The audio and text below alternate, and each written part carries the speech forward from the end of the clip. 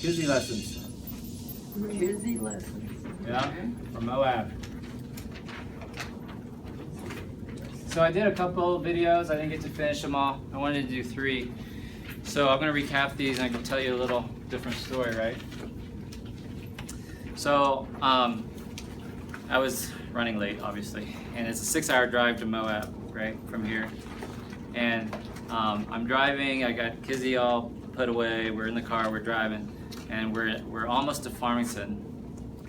And I thought to myself, "Self, you don't know what you're doing in Moab." Like, we're just driving to Moab. I have nothing planned. And so I said, "Good job, Duck. You just did it again." Because I do this every single year. I have nothing planned. So I said, "Who knows anything about Moab?" I said, "Well, text your friend Dean." So I have this friend, Dean Cardinal. He's going to be one of our speakers at our conference. He's climbed the highest peak in every continent in the world except for Antarctica. Wow. He's written 2 books, I think. He's currently, Harvard gave him a position where he was teaching this class. His company takes people on expeditions all over the world. He goes to he climbs Mount Everest all the time. He was the one that was going to take us to Kilimanjaro. He goes to Africa. He has charity work. I mean, he does a ton of stuff, right? And he puts on these big excursions.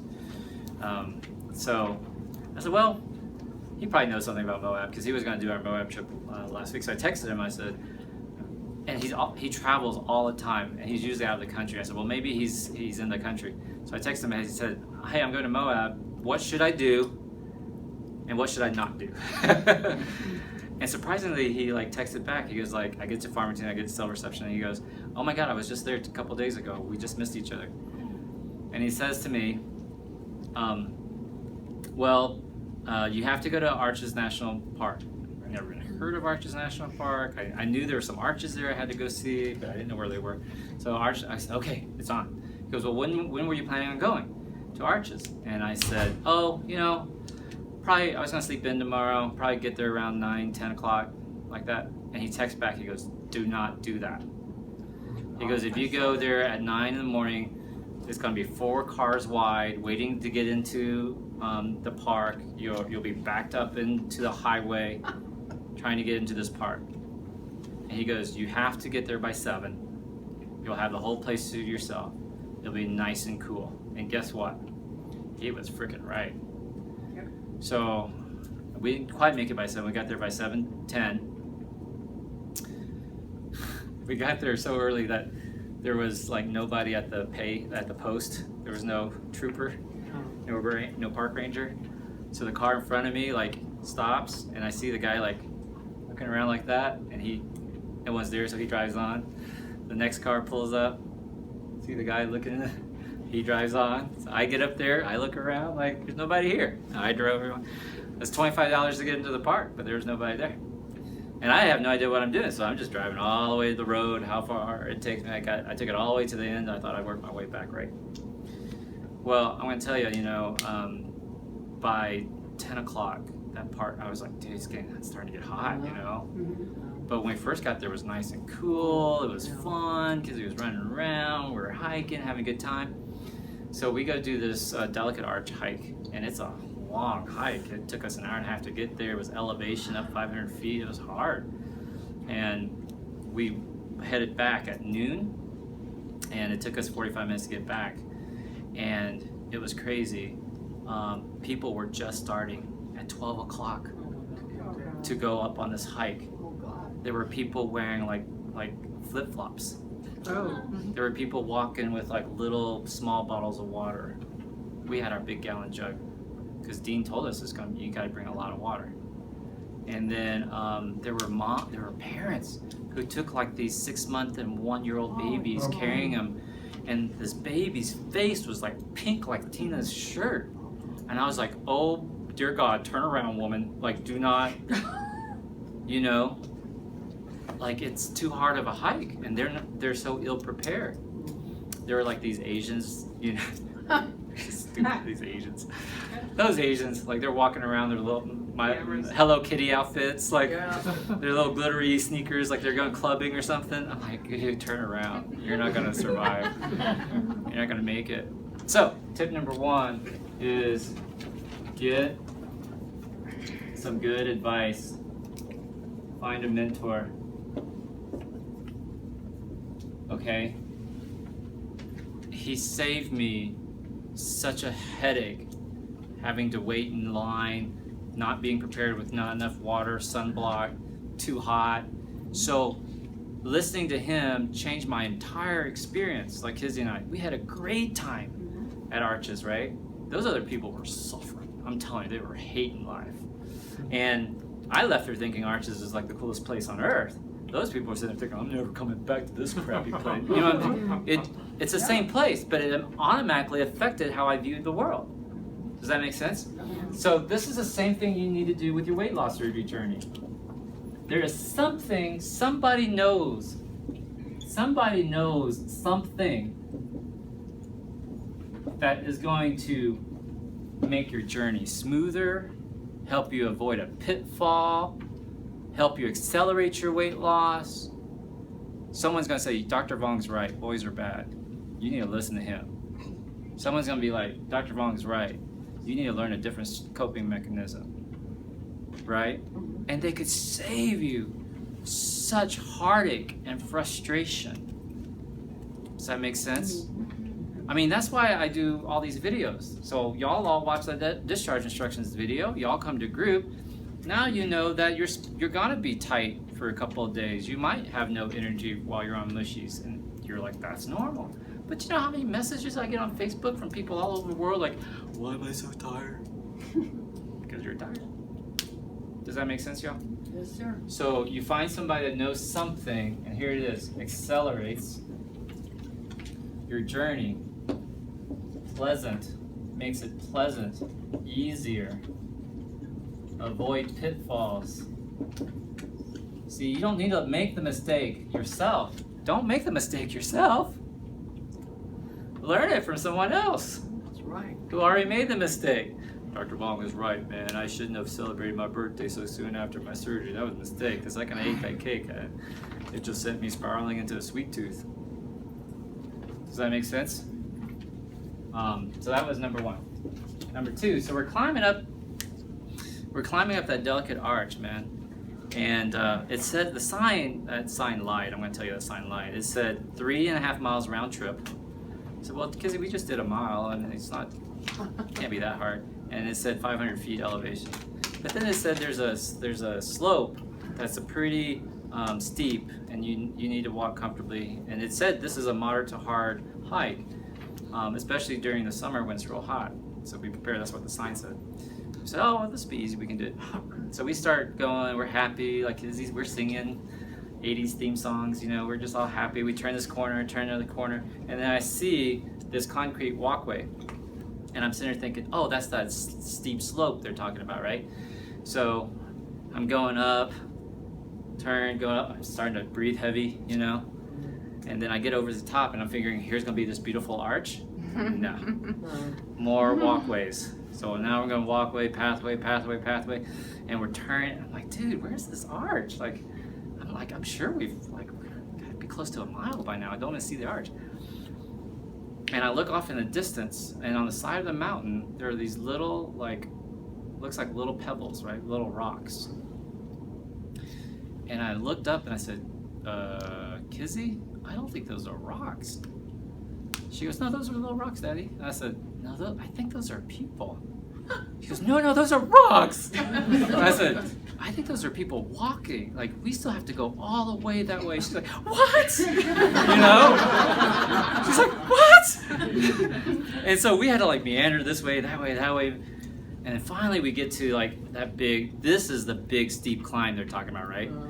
And so I'm going at it, man. And it's like a 45 grade. I'm having to zigzag to go up. And there's a ledge, and I was like, oh my God. It's really hard, and it doesn't seem to stop. I keep going and going. And I figure once I get to the top, there's gonna be the arch. You get to the top, guess what? No arch. No arch! More pathways, walking side, more climb, uphill. There was one point where we had to sit down 3 times. There was a couple places where shade, sat down, drank our water. Yeah. One time there was a path only about as wide as this, and it's the fall 5,000 feet down that way, and we're just like going along the edge, just like, Funny. you know. Yeah. So finally we get to the arch, and it was great. So we're I'm like, are we there yet? Are we there yet? Are we there yet? Kizzie says to me, Daddy, 1 foot at a time. 1 foot at a time. 1 step at a time, man. You know, it's like, don't stop. Like, don't look up, right? We get too caught up about like, oh, when I get to my goal size, when I get to size 10 pants, when I get to, you know, and when is this freaking arch gonna get here? And she was saying, don't worry about that. Just keep putting your foot in front of the other. It was crazy, right? Just keep going, Dad. Don't stop. My 10-year-old daughter, don't stop, Dad. Just keep going. Right? And it's crazy brilliance, but it's true. And it's actually the same thing Dean Cardinal says. When you're hiking Everest and it's like miserable and cold and frozen tundra, and you just want to get to that, you know you have to get to a certain point before sunset, otherwise you're frozen, right? You have to make it to camp or whatever. And he's just like, dude, you just put 1 foot in front of the other, just the next step, the next step, the next step. And it was funny, once we turned the corner and we saw the arch, it was like the best payoff, right? It was all worth it. It was all worth it. And I actually said that. I said, this would be some amazing arch. You know? It was pretty phenomenal. All right. So that was our day at the at Arches. And then the next day, check this out. Dean says, you know what? You should do a river trip down the Colorado River on the rapids. He goes, you should do a full day trip. It's 100 miles. You'll go down the rapids. I got a great tour guide, and at the end, you'll get on a plane and you'll have a scenic flight back. Ooh, wow. I was like, dude, that's not bad, right? I was like, because before then, I wouldn't have known what to do. We just walked around our little Moab town, like, don't know what to do, don't know what to do. So he gets us hooked up. So there's 5 passengers and 1 guy manning the boat, and it's the same boat the Navy SEALs use to launch. So it has a metal bottom and then the inflatable thing on the side, right? So we're going down to Colorado. It's beautiful, it's gorgeous, and it takes like all morning to get down there, right? But the payoff is the rapids, and we hit the rapids right after lunch. And so, and the tour guide has been so relaxed the whole time. We pull up to this little embankment. He opens his table. He makes us sandwiches. We're sitting there eating lunch and fruit and stuff like that, and drinking. And then he goes, okay, now we're gonna have our safety talk. And so everyone has to wear a life jacket, wear a helmet, and he's telling you this is what to do so you don't get thrown out of the rapid. Because these are, I didn't know this, but these were the longest, hardest rapids in North America. Wow. I was like, what? Damn, Dean, I'm gonna get you back. So he goes, this is what you do so you don't fall out of the boat. And then he goes, the second thing is, this is what you need to do if you do fall out of the boat, right? Get back in the boat, you know? And he was like, become a Colorado swimmer. And I'm like, what's a Colorado swimmer? He goes, well, you just lay on your back, heading foot first, and you just float like, you know, paddle yourself out like that. And he's like, don't go into the shore, avoid the rocks, you know, all this sort of stuff. Don't lead with your head. It's all kind of obvious. And then the last thing was, what do you do if the entire boat tips over? You know, and like the 5 of us were sitting there going, like our eyes were like, what are you talking about? So we get in, we get strapped in, we got our little helmets, and they don't let us video record any of this stuff because obviously it's like really rough rapids, right? And he's showing us we have to sit on the side of the boat on the bouncy inflatable part, and you're gonna hold here, and so Kizzie, her feet don't touch the ground, so she can't sit there. So she sits in the middle in this box, and she has 2 straps to hold on to. So it looks like she's riding a horse, right? My daughter. So we're hitting these rapids, and they're grade 4, and so the first one was a grade 3, and it was like tossing us around pretty good. He goes, that's a grade 3. And then we hit these grade 4s, and we're like, whoa, whoosh, boom, boom. And I was like, and water's like hit me in my head. They were all laughing because I got the most water. I mean, I got so much water in my ear, and it would go down my wetsuit. We put on these wetsuits and all this stuff. So I'm petrified, right? And I'm going, Kizzie, hold on! Kizzie, hold on! Like, you know, and sometimes we'd hit a big wave, and I'd shout out, Kizzie, check! You know, and other because I can't see, you know, water's in my eyes, Kizzie, check! And one of the other guys would go, she's all right, she's still there. And my daughter the whole time is going, woo!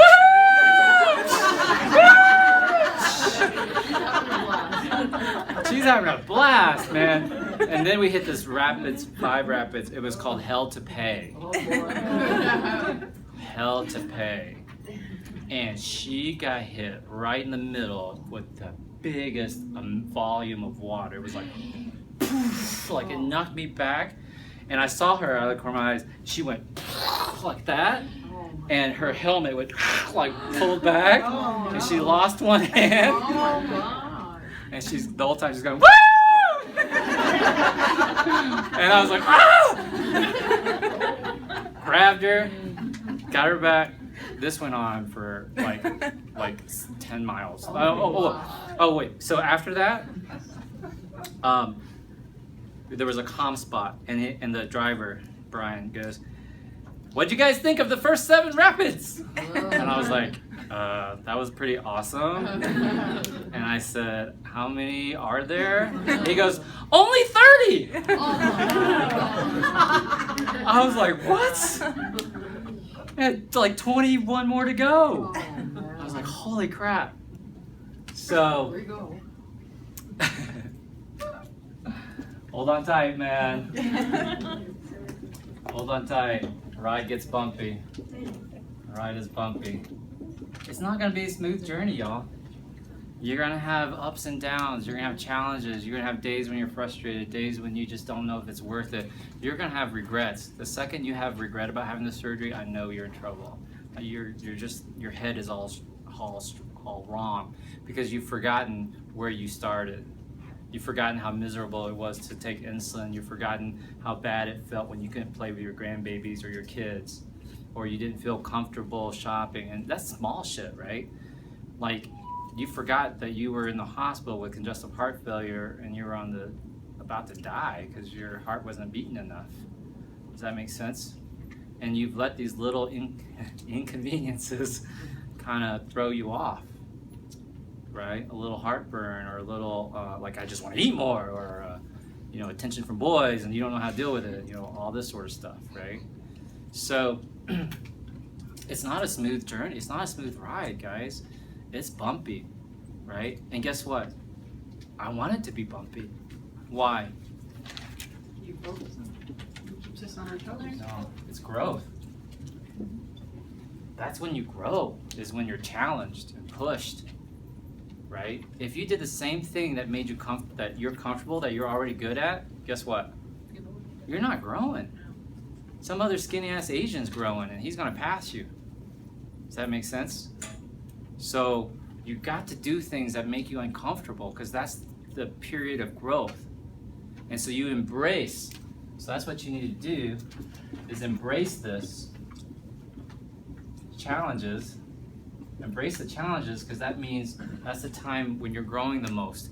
And I mean that as a person, right? Like, you're learning new skills, you're becoming a better mom, a better communicator, a better nurse, a better teacher, a better whatever, right? That's it. But what happens is, like, our obesity mindset says, no, I don't want it to be bumpy. I want it to be easy, because it's too hard being 300 pounds. I can't walk that far. I can't do it that long. It's just too hard. So your mindset is that you want it to be easy. And I'm telling you, skinny Asian mindset is, no, you want it to be hard, because that means you're growing. Does that make sense? Mm-hmm. I'm gonna tell you, Kizzie never lost grip of those reins that one again. She knew to hold on tight. Does that make sense? So that's growth. So we finished the rapids. We go on this cruise around Lake Powell, which I thought was like this big, beautiful lake. And guess what? The level of Lake Powell has dropped over 20 feet.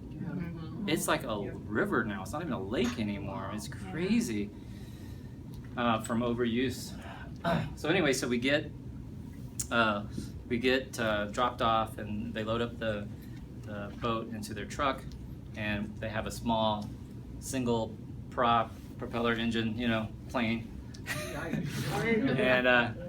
And that's seats 6 of us. And we're walking up there, and this young woman that was, I don't know, she looked really young, came up. She was cute. She was really cute. She said, "Hey, how'd y'all like the ride?" And everyone was like, "Are you our pilot?" She's like, "I sure am." And I was like, "Do you have a driver's license to fly this thing?" So we all piled into this little plane, right? And one guy was a little bit heavier, and he had a little bit of trouble getting in there. I'm talking about that obesity, how it limits your experiences. And he was a VP for a major company, so he had plenty of money, but one heart attack and that money doesn't mean much, right? I mean, he was VP over all of North America for his company. So we get into this plane, and we're flying over, and you're not that high, and you have this beautiful view of all the canyons and stuff like that, right? And it was weird. We were flying over Colorado. She's showing us canyon land and this thing, and these are the spires and this and that. You kind of look, and I thought to myself, like, isn't that weird? Just like 10 minutes ago, we were down in that river, holding on tight. And now an hour later, we're just like, we have a bigger, higher perspective of the journey we've just been on, right? That's right. So it's this higher, larger perspective I need to get y'all to understand, right? We talk so much about this journey, but sometimes we beat ourselves up when it gets rough, and we don't look at how far we've come and how really beautiful this journey has been once you get through it. Does that make sense? And that was my post the other day about elevating. Like, who wants to elevate? Who's ready to elevate? Who's ready to lift up? Get a bigger view, right? Because if you keep talking about calorie counting and how many grams of protein and this and that, it's too shallow of a viewpoint. You're too mired into this journey that's hard. Does that make sense? And you're not taking a higher perspective about your life and where you've come from and where you're headed and things you got left to do. Because I'm flying up high thinking, oh man, we should go see that, we should go see that. There's still other things I needed to do, right? And then the flight was over and you landed, and we call this different things, like goal setting and things, but sometimes we get lost in our goal setting, right? We don't have that bigger purpose on why are you setting that goal. We think I'm just going to go back to school, and I say, why? Well, because I've always just wanted a degree. Like, why? So you can just add more student debt? You can just add more stress in your life? Does that make sense? There has to be a purpose for your goal setting. There has to be a purpose for your life. There has to be this purpose for your journey, because that's the only thing that's going to get you keep you going when it's hard, when the waves are hitting you, when it's hot and the mountain is high, and you just want to freaking reach the destination already. And the guy who says you're going to really enjoy this, and you're hating him, right? You're like, hey, these rapids are tough, and you're hating it because you're holding on for dear life. But when you get to that higher perspective, you go, that's why he told me to take that journey, the 100-mile journey. Does that make sense, y'all? Y'all have a good group today? Yes. Who wishes they had their own Kizzie?